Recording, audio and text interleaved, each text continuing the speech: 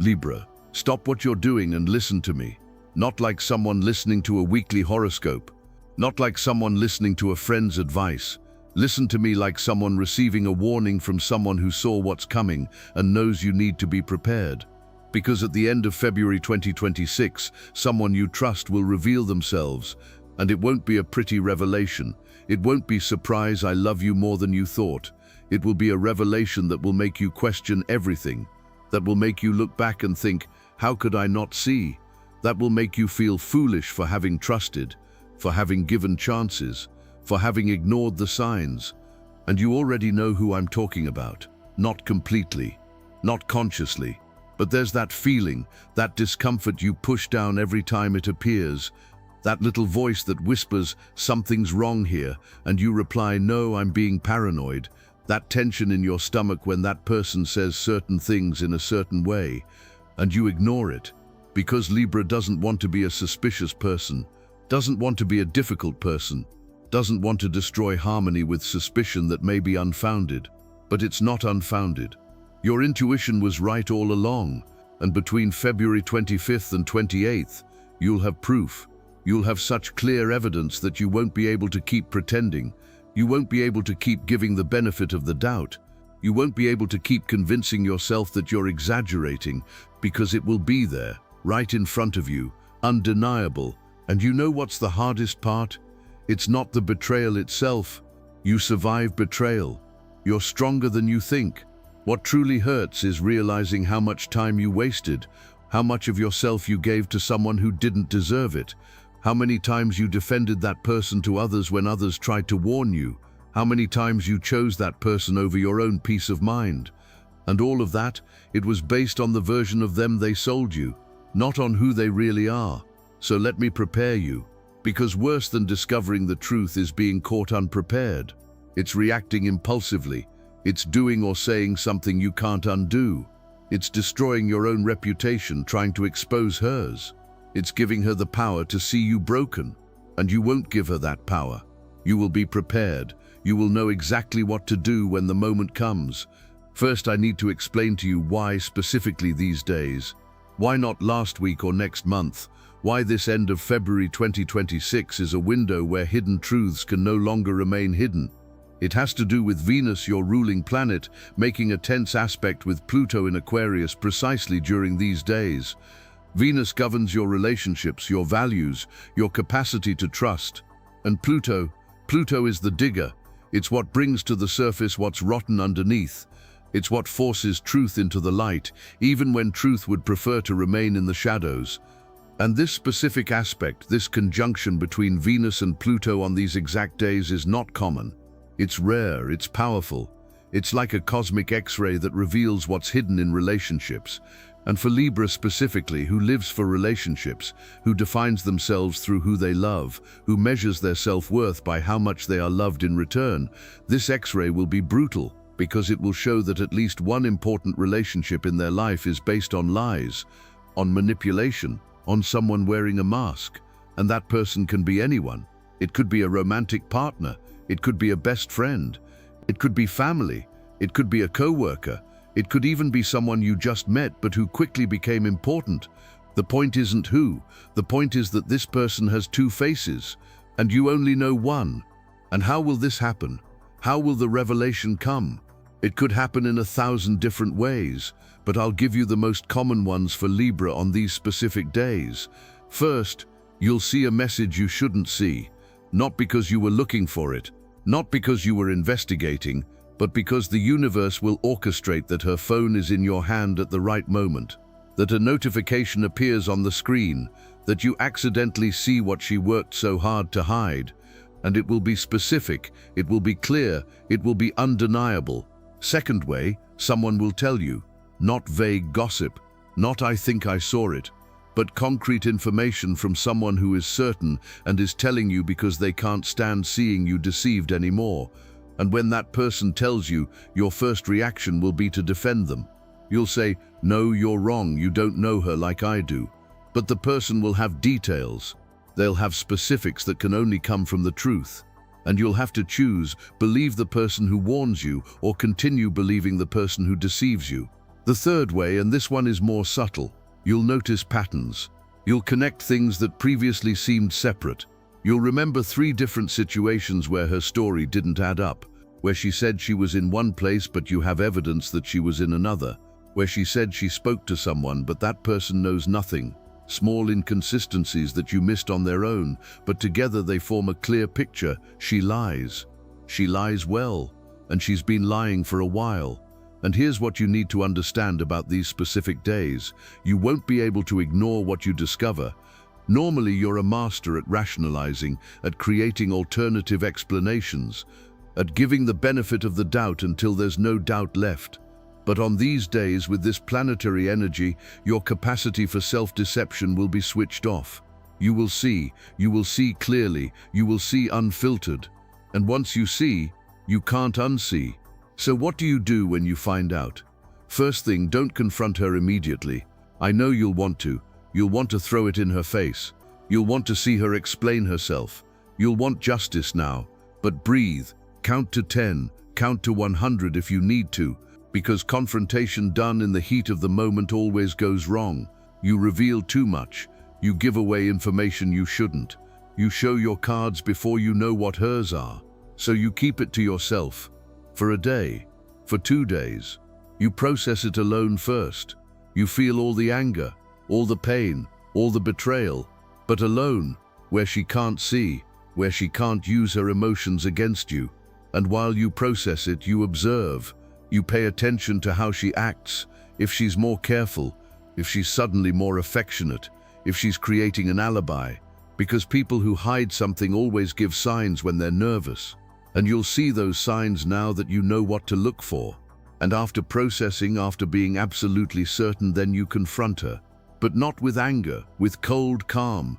You present facts. You don't accuse emotionally. You don't shout. You simply put the evidence on the table and wait. Wait for her to explain. Wait for her to try to lie again. Because she will try. She will try to minimize it. She will try to make it seem less serious than it is. She will try to turn on you. She will say that you are exaggerating, that you are being paranoid, that you don't trust her.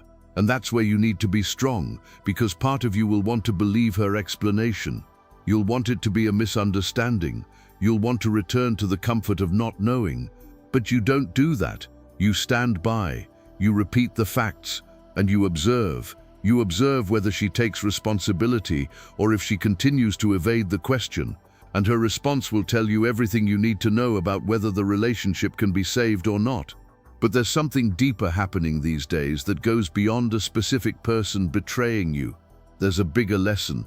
There's a bigger transformation. Because this moment, this painful revelation is preparation. It's cleansing. It's the universe removing what doesn't serve you before bringing what does. And you need to understand that this isn't happening to punish you. It's happening to protect you. Because Libra has a dangerous tendency. You keep people in your life because of shared history, because of time invested, because of fear of starting over. You stay in relationships that died years ago because you don't want to be the kind of person who gives up. You tolerate behavior that hurts you because you want to be the kind of person who understands, the kind of person who gives chances, the kind of person who believes in change. But understanding has its limits. Chances have their limits, and you've reached your limit. You gave too many chances. You understood too much. You tolerated too much. And the person in question used your kindness as weakness, used your trust as naivete. And now the universe is saying enough is enough. It's saying you don't need to carry someone who doesn't value you anymore. It's saying you deserve better, and you truly do. And there's a greater sense of timing in all of this that you need to understand. Because 2026 is a crucial year for Libra. It's a year where the foundations you build now will determine the structure of the coming years. And you can't build a solid foundation on rotten ground. You can't build a healthy future in toxic relationships. So February is clearing the ground. It's removing the rot. It's forcing you to see what you've been avoiding seeing. Yes, it will hurt. It will hurt a lot. Because you're not the kind of person who gives up on people easily. You fight, you try, you believe in redemption, and those are beautiful qualities. But when used with the wrong person, those qualities destroy you. They keep you trapped in a cycle that never gets better, that only drains you, that only hurts. So between February 24th and 28th, when the revelation comes, when you have undeniable proof of betrayal, you will have to make a choice between the person and your peace, between a shared history and a healthy future, between who she was, or who you thought she was, and who she turned out to be. And the choice will seem impossible, because both options hurt. But here's the truth: one pain is temporary and another is permanent.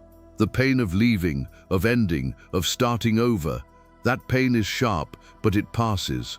It hurts a lot at first, but it heals, and after it heals, you become stronger, wiser, clearer about what you accept and what you don't.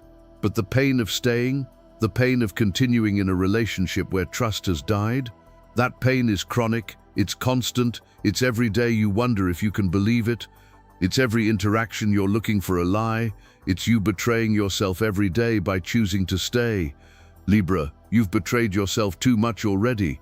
You've diminished yourself too much trying to fit into other people's expectations. You've been silent too much to avoid conflict. You've sacrificed too much in the name of harmony. And harmony that demands your sacrifice isn't harmony, it's submission. And you weren't born to live submissive to anyone. You were born for balanced relationships, for real partnerships, for connections where you are valued as much as you value others.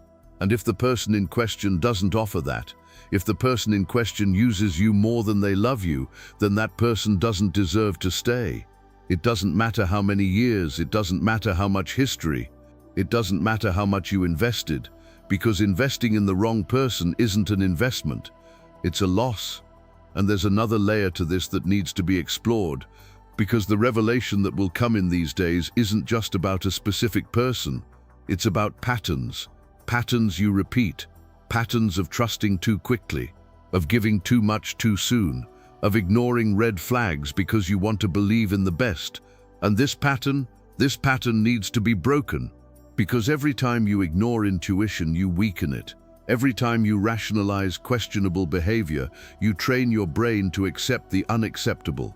Every time you give another chance to someone who has already shown who they are, you teach them that your boundaries are negotiable. And after years of doing this, your radar breaks.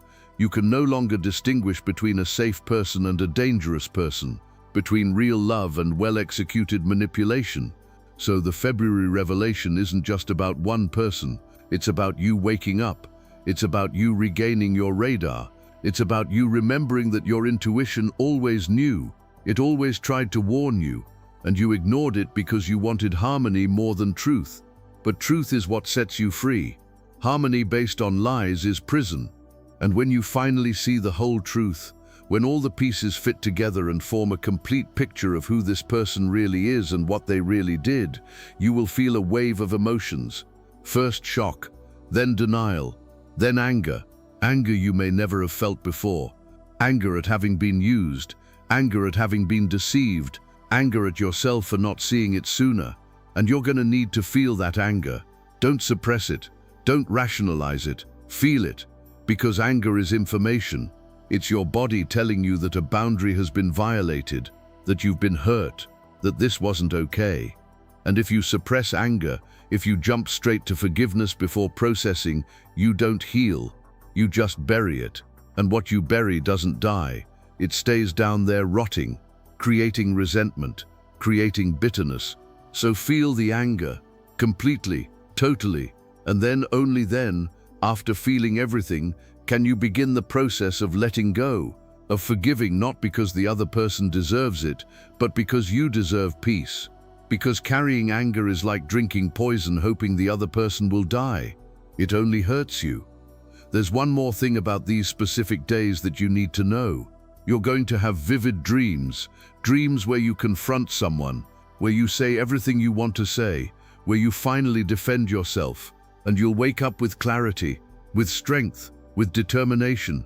And some of these dreams will be prophetic. They'll show you how the situation will unfold. They'll prepare you. So pay attention, write it down, because your subconscious is guiding you.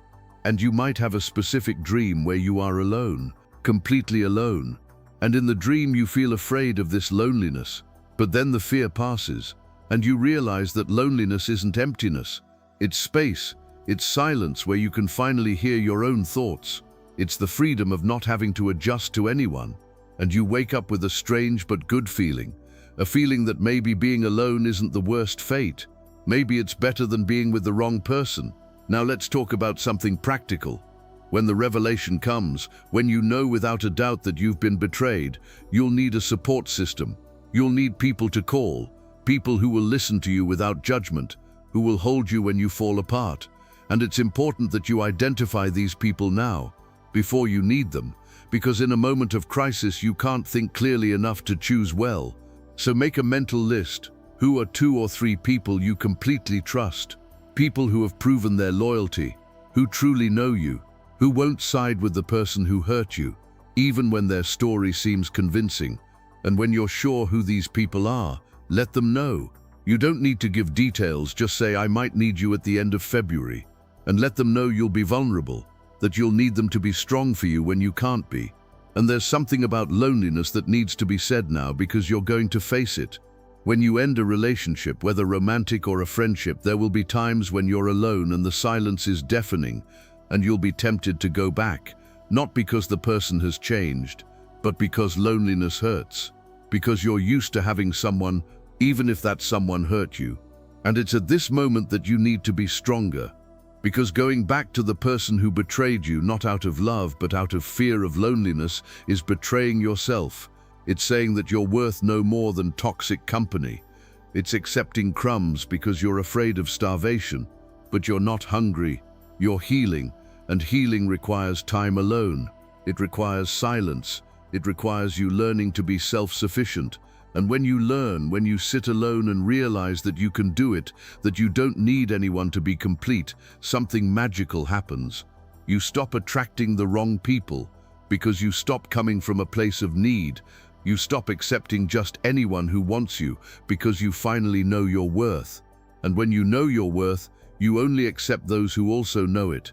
There's one last aspect of these days that needs to be mentioned. You will be tested on forgiveness, because after discovering, after confronting, the person may ask for forgiveness. They may cry, they may say they've changed, they may promise it will never happen again, and you will want to believe it, because you want to believe in redemption. You want to believe that people can change, and people can, but they rarely change. And when they do change, it's not because they apologized. They change because they did deep work over a long period of time. They change because they confronted their own demons. They change because they consistently chose differently even when it was difficult. And you'll know if change is real or just performance by observing actions in the following months. Not weeks, months.